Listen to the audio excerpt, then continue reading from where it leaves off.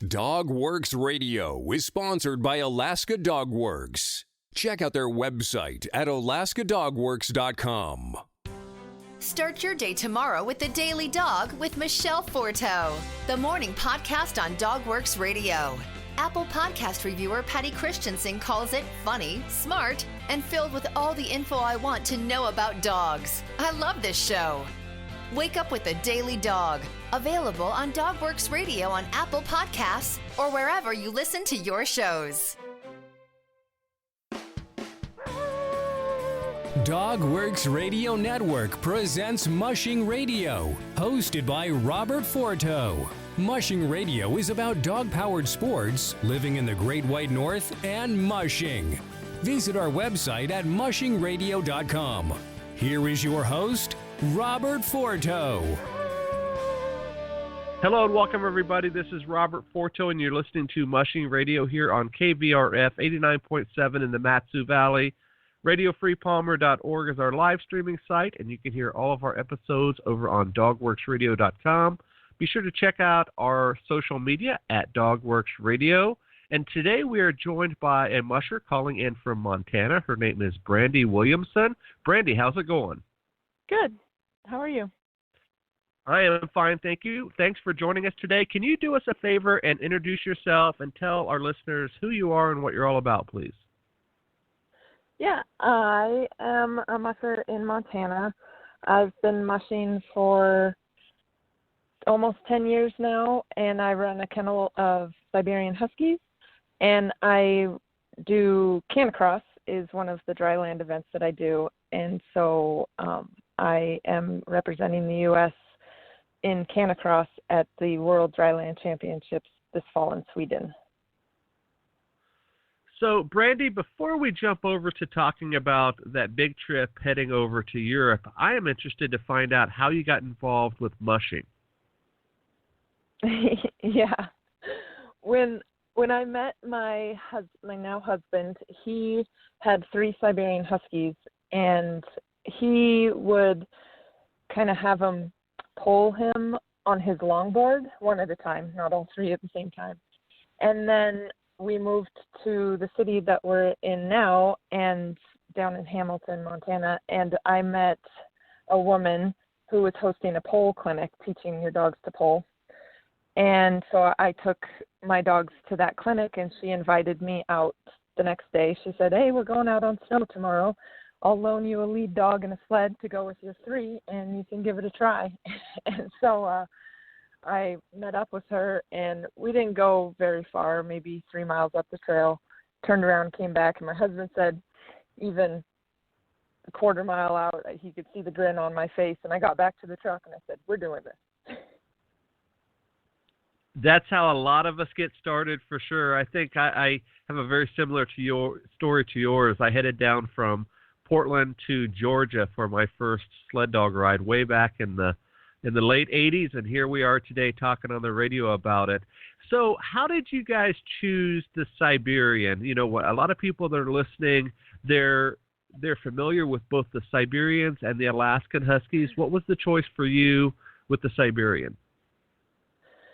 Well, my husband fell in love with the Siberian because he got a rescue from a kennel, and so then he was stuck on him. So when I met him and I met the Siberian, I fell in love with them, and they're just, I think they're super friendly and obviously very good-looking dogs, but they love to do what they do, and I love to run, and they love to run, and I thought it was just a perfect combo. They're a great all-around dog, and they can be, people will argue this with me, but I think they can be quite competitive in the ranks with the other breeds of dogs. So I still like to run them.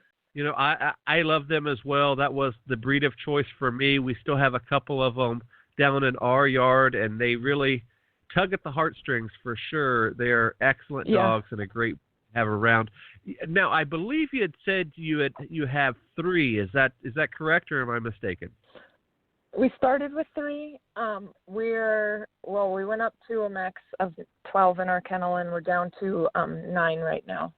So with those 9, are you still running in other races in the winter, or are you just primarily focusing on the Canicross events right now? Yeah, I still run multiple dryland events. Well, just the cart categories and Canicross. I'm not daring enough to get on a bike with my dogs. And in the winter, I do the sled categories. I've not actually done ski jor, but I'd like to get into that. But yeah, we run 4 and 6 dog class in the sled.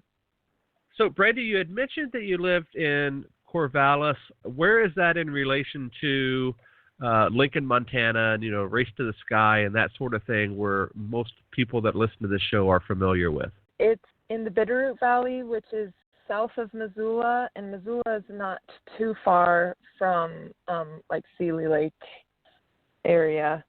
So I'd say it takes us 2 hours to get to Sealy Lake. So good mushing up there for sure. How are the winters working out for you down there? Up here in Alaska, it's kind of been give or take for the last few years. Yeah, the Bitterroot Valley is always kind of give or take. The mountains get really good snow levels usually, but the valley doesn't typically. So we still have to a bit of a drive, like a half hour, to get to good snow from where we're at, even on a really good snow year.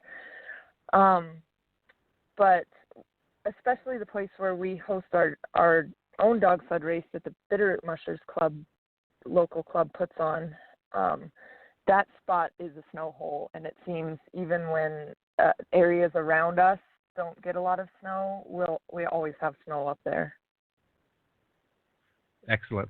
So you had mentioned that you still race in the 4-dog class, I believe you said, with your dogs, with the Siberians. How do they hold up against the Alaskans running in the sprint races? Well, I was really, really happy with them last year. We did 3 races, and we placed 2nd in 2 of them and 4th in the 3rd one. But they were extremely competitive in those races against Alaskans and hounds. Some hound mixes were in the race too. That's pretty impressive when they're holding their own against the hounds. My dogs are always the slowest out on the sprint dog trails for sure, but we're racing against the top Rondi teams and the top ONAC teams and all of our local trails. But I just get out there and have fun, and it's a great way to really get out there and exercise the dogs, isn't it? Yeah, definitely. So now let's switch gears a little bit, Brandi, and talk about you heading over to Europe and racing in the big race over there in Sweden. My first question to that is, first off, how did you pick the Canicross event? You had mentioned that you've done sled dog racing and carts and that sort of thing. How did you figure out that this is what you want to do over there?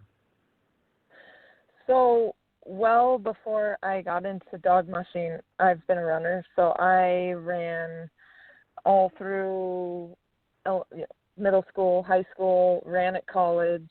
I ran at Seattle Pacific University and did track and cross country. And so then when I met my husband and had the dogs, I thought I had invented Canicross. So, the Siberians and the other northern sled breeds really like to pull, and so it was really hard to go on a run with them just on a leash. So I had a belt and thought, hey, I'm just going to hook them to this water bottle belt and hook it to their harness and just have them pull me. And so I did that for a number of years before I realized that there were actually Canicross races. And so I signed up for my first one in 2017 and did exceptionally well in it. And so I started researching dryland racing and found the World Championships and saw that I really wanted the U.S. team to have more competitors and higher ranking. And so I set the goal to make it to the World Championships on the U.S. team. And that's how I got to where I'm at in Canicross. Well, I'm definitely interested to find out what it took to make the team, but I have a question about you running track in college. Did you run cross country there? Yeah, I did cross country and track. In track, my specialty was steeplechase. So it's a lot like the horse steeplechase race. There's big barriers and there's a water jump, and you run 7.5 laps jumping over these 5 barriers per lap, and one has that water jump on it. And that sort of led into my next question. I think that type of event in track is a good predictor for what you may see out on the trail with canicross. So the question is, how do you transfer those skills from sort of a college sporting environment to more of a recreational and, dog sport oriented sport? Well, it helps having the jumping ability, the hurdling ability, because canicross has a lot more bounding than just your regular running.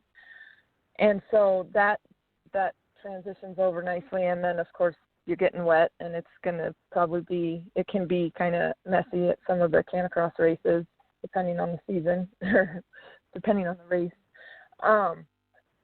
So I think just the kind of the toughness that it takes to do the steeplechase transitions well into the canicross race. And then just the mental stamina and toughness that you have to stay competitive and keep pushing.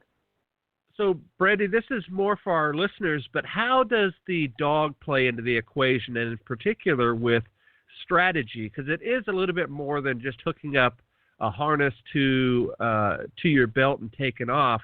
You really are a team out there, aren't you? Oh, definitely. There's just like any of the dog sports, your dog has to be focused and go by all the other dogs, but a lot of these races start in a mass start, which at least down here in Montana, we're not used to the mass start races.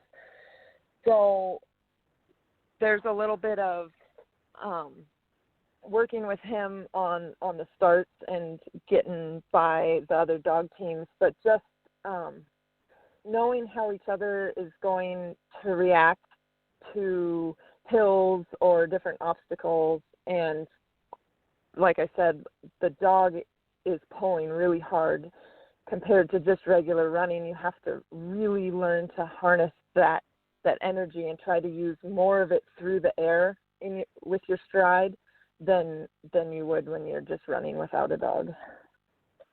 So again, back to sort of that strategy component of it, and I am not a canicross racer by any means. How do you measure speed? Obviously, the dog can go much faster than the human. Do you guys have some type of way of managing that? And do you know how fast you are running down the trail? I sometimes know. I'll sometimes have like a GPS watch that's keeping track of the pace. But obviously, I mean, at least with my dogs, they take off like crazy at the beginning, and they'll ease up. And so a lot of the strategy is managing that speed at the beginning, and you're really going to have that quick turnover. So I do a lot of speed work to be able to handle that fast start, and then we settle into a pace. And then the strategy is just, and with my training, is just trying to keep him pushing at his top, at the speed that I can handle, but he also needs to be pulling hard. So I do a lot of strength training with him, focused towards the fact that he may not be going his top speed, but he needs to be still using a lot of his strength to help me through the race. But he seems to understand, like, okay, canicross, we're going to go a bit slower than we do on the sled, but he stays focused, and he's really competitive. He really likes, this is Buck, the dog that I'm competing with. He really, really likes to pass the other teams. So that keeps him going most of the race. So you had mentioned Buck is going to be the one that's heading over with you to Europe.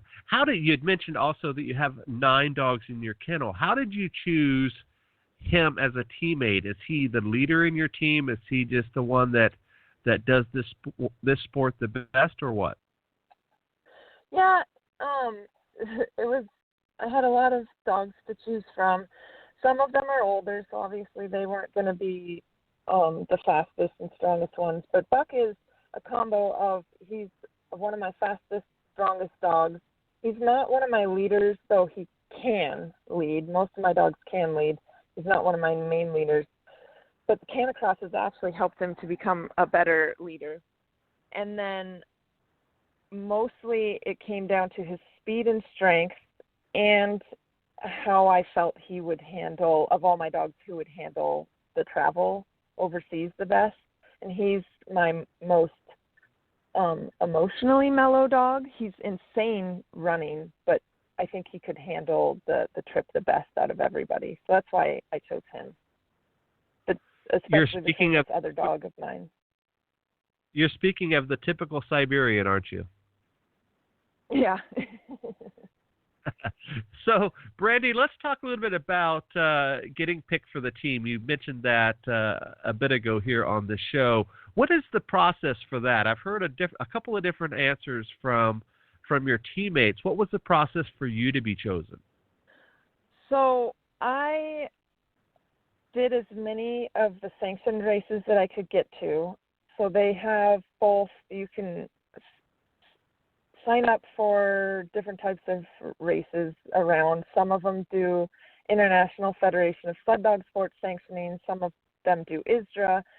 So I was looking for as many IFSS sanctioned races that I could get to. And then on top of that, I just did as many other races that I could get to, even if they weren't sanctioned. And then I also, because of Canicross is, the runner, human runner is the limiting factor in it. I also wanted to show that I could run a 5K without my dog at a pretty good pace. So I did a few 5Ks as well. And then I submitted, when they opened the application, I submitted all these races and my placings and time to the committee, and then I was selected. Was it a pretty big field to be chosen from? I can imagine there are a lot of you guys and gals around the country that do this sort of thing. I honestly don't know how many applied. That would be a better question probably for Nick Weiss, but I know that there's a lot of people that do it. I don't know how many apply to try and go to Worlds, and especially when it's in Europe because the logistics are so difficult. So I don't know how many, but I know Canicross has become very popular in the last number of years, and so there are a lot of Canicrossers now compared to 10 years ago when I started. So let's talk about those logistics for a second. Now that you've been chosen and that's sort of settled in, now here you are set with the possibility of having to pack up your dog and travel literally halfway around the world. What did you think about when that announcement came in? Did you think, oh my goodness, I'm really doing this? I'm really going to Sweden. It's going to cost X number of dollars, and I have to take this much time off work. What was going through your mind? Yeah, I was thrilled. I was starting to doubt whether I was going to be able to make the team in the weeks leading up, and so when I got the email that I had been selected, I was ecstatic, and I was just telling everybody I knew, because I had this goal in mind for the last 2 years, and so I told everybody I knew what my goal was, because I wanted everybody to keep me accountable to keep pushing for this goal. So I had already started thinking about fundraising, and that was my biggest concern was the funds to get over there, because most mushers know how much it costs to just do the dog sports to begin with and take care of a kennel of dogs, let alone then try and fly over to Europe with one of them. So that was my main focus, and I have a great group of friends here in the Valley that have been helping me with fundraising. So fundraising was kind of my first thought. Well, we need to get going on this. Is that going well for you? Do you have everything set up so you can travel? I believe it's in October. Is that right? Yeah, it's October. The 23rd is when the opening ceremonies start, and I'm planning on getting there on the 20th so that we can have a good time to acclimate. But, sorry, I forgot what your question was. I was just going to say, did the fundraising work out for you? Are you all set up on that end, or are you still working on that? What are your logistics I'm still plan? working on a little bit of it, but I hosted just a dog-friendly 5K on the 4th of July that was quite successful, and so I'm hopeful that I can make up the last bit of fundraising for my goal. And then I also just have a lot of friends that have been supporting me through my GoFundMe and other ways that they can through some of them have businesses and whatnot. So I feel fine about the fundraising. I think I can hit my goal, and I've got all of my logistics in place. So now it's just focusing on training. So speaking of one more logistics question there, Brandi, you had mentioned you're heading over on the 20th for the 23rd opening ceremony. Are you going to take some time either before or after to be the typical tourist? I don't imagine that many folks get the opportunity to travel over to Sweden, and this is, I'm sure, a great opportunity for you.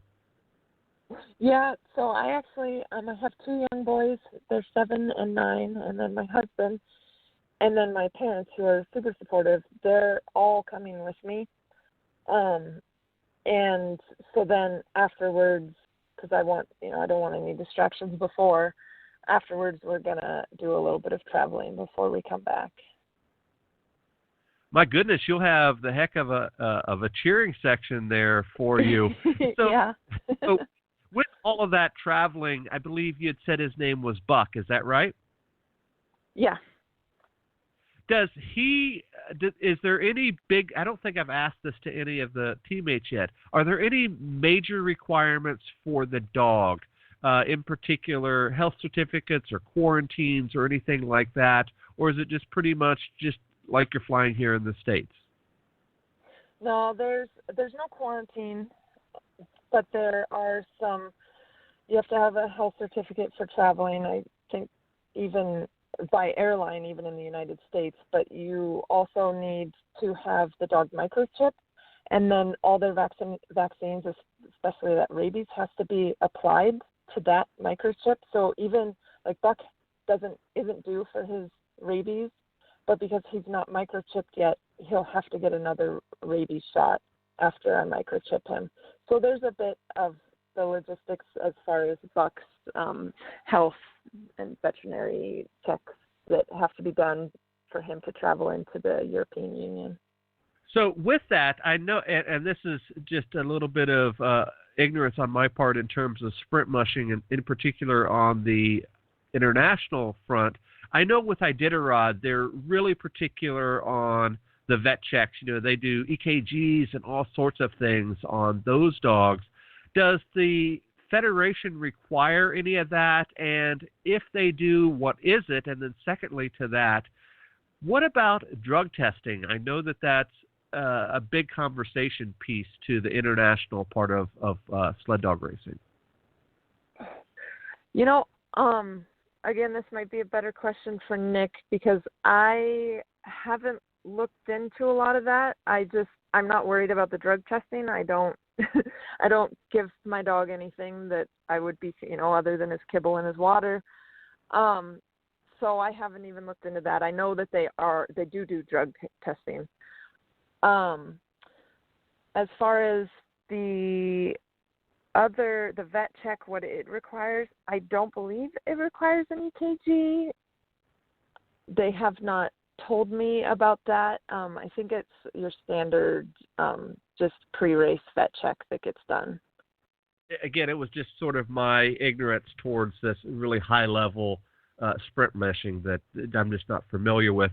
So, Brandi, we have just a few minutes, and I always ask the same question of all of my guests that I have on. And after that question, I would like for you to take some time to, number one, either thank the people that have helped you out or to give a shout out to sponsors or family or whomever. I always like to give our guests that opportunity for our listeners.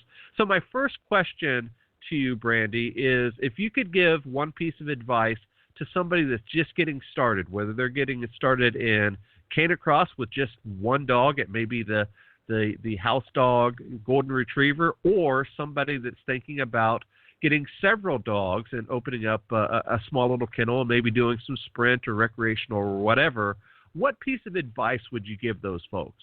My piece of advice would be to find a mentor. I had a great mentor here in the Valley that really helped me understand the sport, the dogs in sled dog racing, and just teaching me all about good care for a kennel of sled dogs. So I think finding a mentor is key in being successful in the sport, whether you're just having fun or you're trying to be competitive and win the races.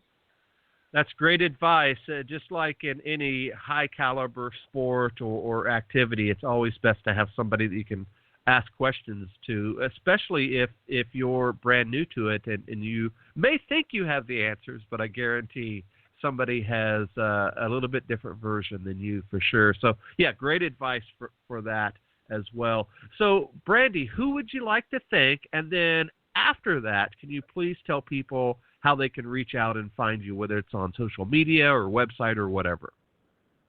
Yeah. I do have quite a few people to thank. Obviously, my family, my husband, Toby, my boys, Keegan and Roan, and my mom and dad, John and Cindy McCoy.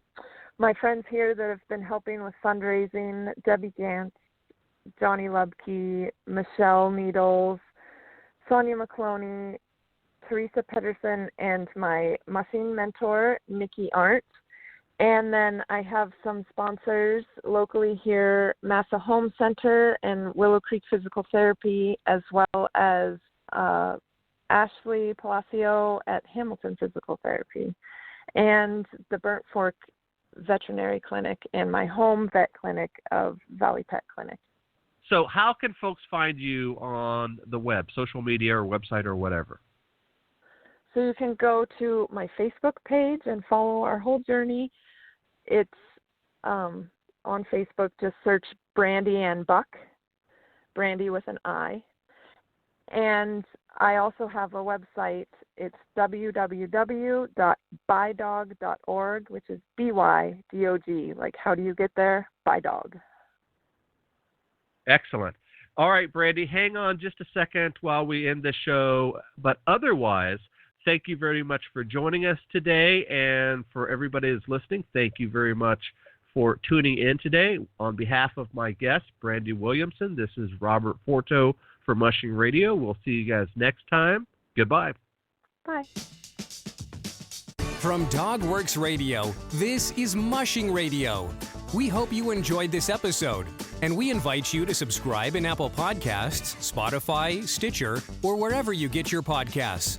You'll find a link on the episode notes. You can tap or swipe on the episode cover art, and you'll see some offers from our sponsors. You can support our show by supporting them. If you like what you have heard, we would love it if you could give us a 5-star rating and tell your friends how to subscribe too. Your hosts are Alex Stein and Robert Forto. Our producer is Robert Forto, created for DogWorks Radio.